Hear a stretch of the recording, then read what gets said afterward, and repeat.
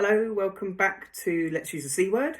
So we're at the back end of a bank holiday weekend, and I have to say I've had what is close to a normal weekend in terms of how I've been feeling. So really good.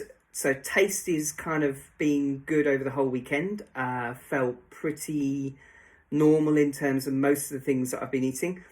Do think I might have managed to find out the when we had fish and chips, and I assumed it was a salt. I was kind of looking forward to salt and vinegar crisps this evening, and obviously went for the best salt and vinegar crisps you can have, which come from the Co-op. Turns out actually it might be the vinegar, because I can't really taste them either. I can taste kind of like a mild flavour, but not like you should with those, because obviously they're not your socks off type crisps. So a little bit disappointing, because I love salt and vinegar crisps, and it would appear that I still can't quite get that flavour. But other than that, the tasting has been pretty much normal, which is great, and I have felt pretty much normal, both from a tiredness perspective, from a kind of uneasiness perspective. All of those things over the last 48 hours have been absolutely spot on, which has been fantastic. So it's been really lovely weekend to do kind of normal stuff, feel normal. A couple of things that are going on that are beginning to become constant. I might have mentioned before that I get nosebleeds, not often, and this is a known side effect to the chemotherapy. It's a little bit gross. It's not like a nosebleed that streams, it's quite gradual. And unfortunately it happens throughout the night.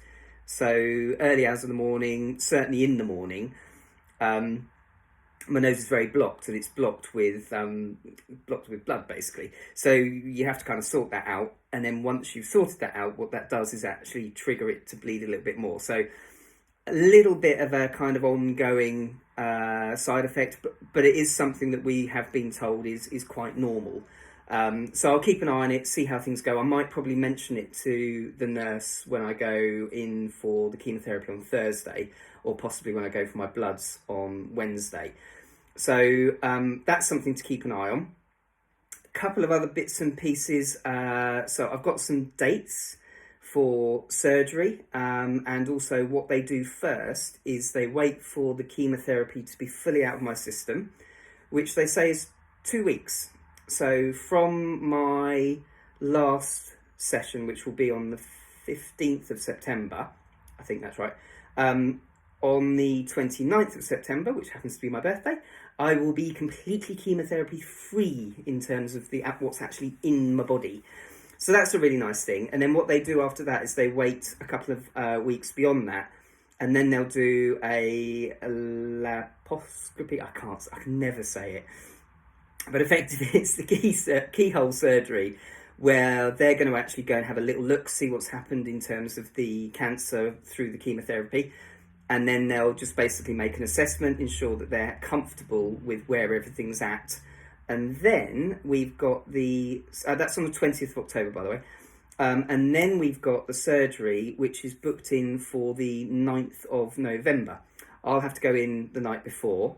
And then obviously that procedure is quite lengthy. It's about 10 hours in total. And I'll talk about that in a little bit more detail at some point when we get closer to that session. But yeah, so that we've got some dates in, which is really good news. And obviously that's something to kind of aim for. But between then and now, we've got a couple of little milestones. So I've got my third session on Thursday into Friday with the home administration.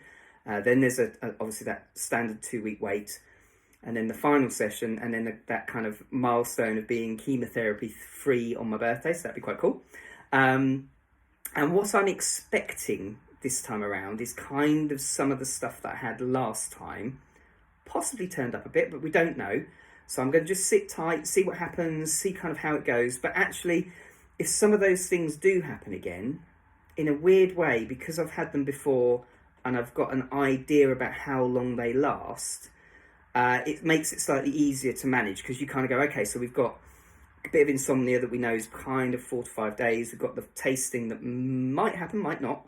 That was the other thing I mentioned, or meant to mention. So it would appear that my hair has basically stopped falling out, so I can do that. and I get nothing in my hands, which is really lovely. It sounds really, really basic, but it is actually quite a nice thing not to have like bits of hair coming out all the time, falling in your food. But no, actually, that's a really positive thing in terms of just how you feel. So what might happen now is I might get a little bit of growth before the chemotherapy starts again on Thursday, and then I suspect maybe have a little bit more falling out, but we'll just have to wait and see, and we'll watch what happens and keep an eye on that. But no, it's been a good weekend. It's been a fabulous weekend in terms of how I feel just generally, and I'm hoping that the next kind of 4 days prior to the chemotherapy and the steroids starting again, which is Wednesday, that I will have kind of normalness. And then we'll watch the space and see what happens into round 3. So enjoy what's left of the weekend, and we shall catch up soon.